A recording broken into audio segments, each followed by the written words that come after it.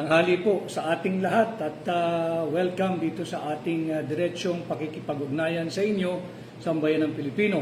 At napakarami po nating pag-uusapan at ihimayin po natin yung hindi natin titigilan, yung issue ng unconstitutional budget. Pati po yung mga patlang o yung blanco na nadiskubre doon sa final report ng Bicameral Conference Committee.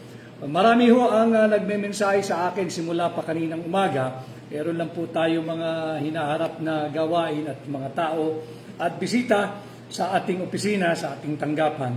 Subalit pag-usapan po natin yung ating pinag-usapan kagabi bilang susog doon sa inilabas yung expose po ni Pangulong Rodrigo Roa Duterte sa tulong ni Congressman Sid Ungab. Yung nagpapakita na blanco po yung mga bilyon-bilyong halaga ng appropriation o allocation na nagmula sa Bicameral Conference Committee report na siyang naging pundasyon nung tinatawag nating GAB o yung General Appropriations Bill na siya naman, nung enrolled bill na, siya namang inaprubahan at pinirmahan ng Pangulo ng Republika ng Pilipinas. Yan po ang ating pag-usapan. Pakita ko lang ho muna kasi nagiging mainit ang usapan at tila linilihis ng Malacanang yung expose na ginawa ni Pangulong Duterte, and I was present during that night. Ang pinag-usapan ho namin doon, ang nadiskubre po ni Congressman Sid Ungab ay ang mga blankong halaga pagdating doon sa final Bicameral Conference Committee report. Bicameral Conference Committee report. Final na po iyon sapagkat ratified at pirmado ng mga miyembro ng Senado at ng House of Representatives. Pirmado yun ng puno ng delegasyon ng Senado, pirmado rin po yun ng puno ng delegasyon ng House of Representatives. Ito nga po yung ating ipinakita. Dahil sinasabi nila, fake news daw po na may mga blanco doon sa Bicameral Conference Committee report. Ito po yung report, mga kababayan. Kayo po ang humusga, kayo po ang magsabi at atin pong labanan ang fake news ng Malacanang. Ang sinasabi po natin dito, panay blanco, bilyong-bilyong pisong halaga blanco itong Bicameral Conference Committee report. Pirmado po ito. Wala pong nagsabing blanco yung GAA, yung General Appropriations Act. Malacanang po nagsabi nun. Linilihis nila itong usapan.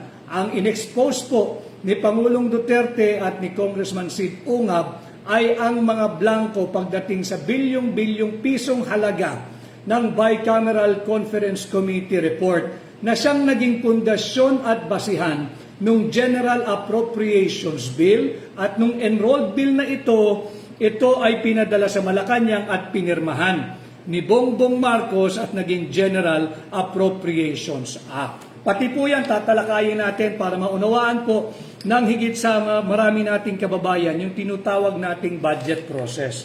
So malinaw po sa ating saligang batas. Una-una nabasag po natin yung fake news ng Malacanang. Wala daw pong blanco, yan po blanco lahat. Bilyon-bilyong piso blanco.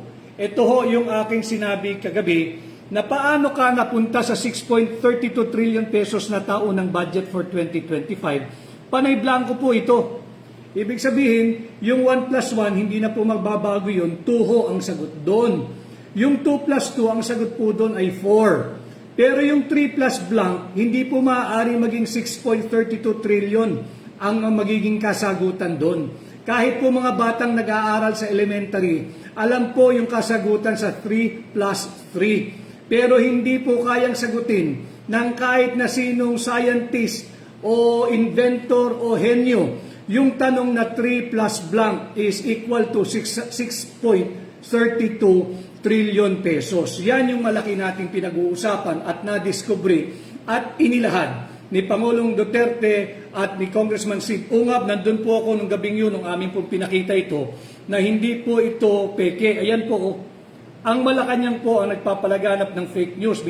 Pinipihit po nila yung usapin sa GAA. Wala pong nagsabing may blanco yung GAA. Ang sinasabi natin, blanco itong final document na naging basihan ng GAA. Iyan ang pinag-uusapan natin. Kay Balitang Hopya Mani Popcorn, ano po ba ang BICAM sa GAA? Yung BICAM, wala po yun sa GAA. Babanggitin ko po yan, malinaw ho sa ating saligang batas. Silipin po ninyo, pakisilip po ninyo, Article 6, Section 24, that all appropriation, revenue, or tariff bills shall emanate or originate exclusively sa House of Representatives. Malinaw po yan, yung ating mga nakasubaybay na magagaling na abogado, yung mga nag-aaral ng batas sa law schools, alam po nila yan, at pati po mga ordinaryong Pilipino, dapat po silipin ninyo yung ating saligang batas. Malinaw po sa ating saligang batas, Article 6, Section 24, all revenue, all tariff, all appropriations bill shall, to the exclusion of all other bodies, shall originate exclusively sa House of Representatives. So, walang ibang pwedeng pagmulan yan. So, nalinaw po natin yung constitutional basis or provision. Ngayon, yung annual budget, magmumula lamang sa House of Representatives, originally appropriation. Pero yan po ay isusumiti ng Executive Department nung tanggapan ng Pangulo. Meron pong tinatawag na President's Message o yung budget message ng Pangulo at nandyan din po yung National Expenditure Program. Nandyan po nakadetalye kung ano-ano yung mga inihinging funding o pera ng Executive Department para sa parating na taon at ito yung mga kinakailangang priority na pondohan ng ating Kongreso. At bukod po dyan, meron pang isang document na kasama. So meron na po tayong mensahe ng Pangulo, meron na po tayong yung NEP, yung National Expenditure Program, may kasama din po yan yung BESF, yung Budget Expenditures and Sources of Funding. Kinakailangan po yun kasi kinakailangan nagbabangga yung mga dokumentong yan para hindi naman po pwedeng blanco. Kagaya po nito blanco. Kaya po merong budget expenditures and sources of funding para po maiwasan yung blanco. Hindi ka pwedeng humingi o mag-request ng appropriation kung wala kang magiging source of funding o pagkukunan ng pera. So, andito na po tayo, sinumite yung annual budget, yung panukala ng Executive Department. Nagbalangkas po ang mababang kapulungan. Yung Kongreso, makikita nyo naman yan, nakatelevise pa nga yan, hindi ba?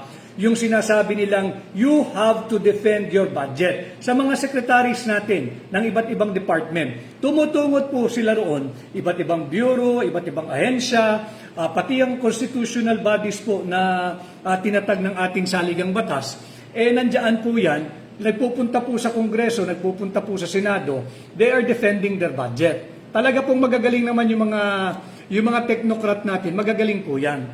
Subalit, kahit po na-defend na nila yung kanilang budget, meron pong unconstitutional body or committee na hilig makialam. Dito po nagkaproblema. Yung Bicameral Conference Committee, yung BICAM, kung tawagin natin, BICAM.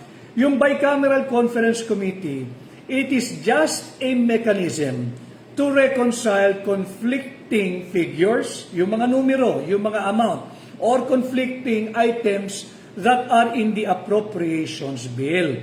Hindi po pwedeng gumawa iyan o humulma ng sarili nilang bersyon ng budget. Malinaw po sa ating saligang batas. All appropriation, tariff, revenue bills, etc. shall originate exclusively in the House of Representatives. Article 6, Section 24 of our Constitution. Bibig sabihin dun po sa mababang kapulungan. Pero meron po yung Bicameral Conference Committee. Yung Bicameral Conference Committee, meron pong delegasyon dyan ng Senado. Meron din pong delegasyon dyan ang House of Representatives. Sila po ay uupo lamang to reconcile kung meron man conflicting figures doon sa panukalang budget. Nagagawin po nilang General Appropriations Bill pag sila ay nagkasundo-sundo na. Subalit ang nagiging problema, pakialamero po itong Vice-Cam. Wala pong authority ito na nagmumula sa ating saligang batas katulad ng autoridad ng House of Representatives na sa kanila lang magmumula ang lahat ng appropriations bill. Ano po ang nangyari nung yung nagdebate na ang mababang kapulungan at yung Senado? Natapos na po yan, reconciliation na lamang po yan, December 11 nga po yata, naganap yung Vice-Cam na yan, at yan dapat titingnan lang. Yung mga ire-reconcile lang, pagkakasunduin, pagtutugmain, yung mga halaga, yung mga numero, yung mga items diyan sa appropriations bill na hinihingan natin ng funding. Yun lang po ang trabaho ng Vice-Cam. Subalit nung dumaan sa Vice-Cam, nitong December 11, 2024, nagbago po yung itsura ng panukalang budget. Yan po ay unang-una na basihan sa pagiging unconstitutional ng 2025 budget. Sapagkat hindi na po ito yung panukalang budget na hiningi ng tanggapan ng Pangulo. Hindi na po ito yung linalaman ng President's Budget Message. Hindi na po ito yung linalaman ng National Expenditure Program. At lalong hindi na rin po ito ang linalaman at pagkukuhaan ng pondo na naayon sa tinatawag nating budget expenditures and sources of funding. Bawal po ito, unconstitutional po itong ginawa ng Vice-Cam. Kay Edison Monsaya, may mga vlogger po, Attorney Vic palusot nila, draft lang daw po yung ipinakita ni Pangulong Digong. Edison Monsaya, alam po ninyo, wag nating kausapin yung mga vlogger na hindi ho naiintindihan yung kanilang binablog. Ito po, pinapakita ko sa inyo, pirmado. At binanggit ko na po sa inyo yung constitutional basis kung bakit sa House of Representatives nagmumula ang lahat ng appropriations bill. Bukod po rito, may next page po ito. Para sabihin talaga natin na walang fake news. Pasensya na ho kayo. Ipakita na natin lahat. Ayan po yan. Para ho nakikita ninyo, dahil labanan natin, sabi ng gobyerno, labanan ng fake news, labanan natin. Pakita natin yung mga dokumento. Ito po yan. At public document po ito, hindi po pwedeng sabihin, ito'y confidential document. Paano confidential? Budget ng Republika ng Pilipinas to. Lahat po ng Pilipino ay dapat makisali sa usaping ito. At ito po yung kanyang third page.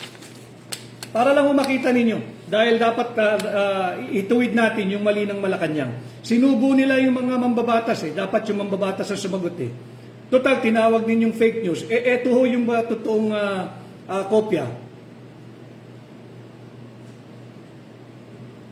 At bisitahin po ninyo yung rules ng House of Representatives noong 19th Congress. Meron po dyan, malinaw po dyan, na kapag pinal na yung committee report, pipirmahan po ito ng mga miyembro ng committee involved. In this case, yung Vice-Cam. Pipirmahan po ito ng chairman ng mga komite. Nung Finance Committee ng Senado, pirmado. Yung chairman po ng appropriation ng House of Representatives, pirmado. Ito po yun Pirmado po, ayan po, sa ibabaw. Yan po yung mga pinuno ng Senado at pinuno ng House na panel. So, bakit ka pipirma ng isang pinal na dokumento na punong-puno ng blanco? Malinaw po dito At ito po ay hindi inosenteng papel. Malinaw din po diyan sa pagbabalangkas ng budget. Kaya po may mga record na ganito. Dahil ito po ay may evidentiary value sa batas. Evidentiary value. Ibig sabihin, kapag meron pong illegalidad, kagaya ng may blanco po rito, may halaga, may blanco, pag yung amount dito ay nag-iba, pwede pong magbigay daan yan sa isang criminal case. Katulad ng halimbawa lamang, falsification of a public document. Bakit falsification? Sapagkat malinaw po, binanggit ko sa inyo, tanging ang House of Representatives lamang ang merong malinaw na mandato to the exclusion of all other bodies na magsimula ang kanilang appropriations bill. Hindi po sinabi ang Vice-Cam. Wala pong authority ang Vice-Cam. Bakit po na blanco? Hindi ba? Kaya sabi ko sa inyo, unang-una, unconstitutional na nakialam yung vice cam. Kaya Irene, Maita, pinagluloko nila ang mga Pilipino. Salamat na lang at maraming nagmamalasakit sa bansa natin.